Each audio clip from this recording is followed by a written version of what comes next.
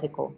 Hemen dauzkagu, hemen zerrendatu ditut, bai oinarrizko hezkuntza, bai batxilergoko agindua eta dekretuak, eta horrazpian agertzen dira pasaden hilaren amaieran, urtarrilaren amaieran,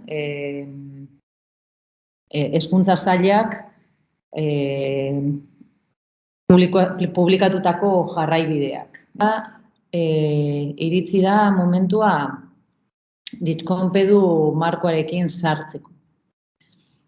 Dakizuenez, ebaluazio atalak badauka bere lekua marko honetan, eta gure garapen profesionalaren barruan sartuta dago. Orain arte egin dugu ebaluazioa, orain arte esan nahi du duela gutxi arte, ez? Teknologia barik, tresna teknologikorik gabe. Eta egin dugu, baina gauzak batez ere pandemiagatik aldatu dira, tresna berriak ezagutu ditugu, eta horiek hasi gara zertatzen. Ikusiko dugu zelako onurak dituzten teknologia digitalek ebaluazioa. Gehigarri bat da, jarraitu dezakegu ebaluazio tradizionala egiten eta sartu alditu teknologia digitalak hobetzeko, gure ebaluazio estrategia hobetzeko. Ematen digute aukera datu asko eskuratzeko, denbora gutxian, ikaslearen aurrerapenaren jarraipena egiteko laguntzen digute, eta gero feedbacka emateko aukera ematen digute. Orain ikusiko dugu banan-banan ebaluazioaren 3 zatiak. Lehenengo, ebaluazio estrategiak.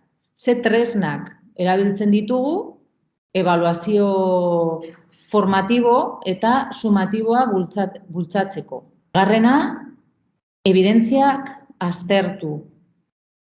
Datu horiek baditugu, tresna horiek erabili ditugu, tresna horiek eman dizkigu datu batzuk, baina datu horiek aztertu behar ditugu, ikusi behar dugu zer dagoen datu horien atzean. Adibidez, online inkestak ditugu, formularioak, kalkulu orriak, behar duguna da hausnartu. Eta hausnarketa honekin pasatzen gara 3. puntura, feedbackera. Feedbacka eta plangintza. Feedback hori emateko erabiltzen ditugu tresna digitalak. Badaukagu emaila, badaude erantzun automatikoak, badaude iruzkinak egiteko tresnak, audioak ere bidali ahal ditugu. Zenean ezabatu ditut guztiak eta bildu ditugu hemen. Hauek Moodleen daude, material osagarri barruan, eta ikusten duzuenez 4 taldetan sailkatuta daude, web orrialdeak, dokumentuak, bideoak eta podcastak. Hor dauzkazue loturak iritsi ahal izateko baliabide horiek labur bilduz amaitzen ari gara.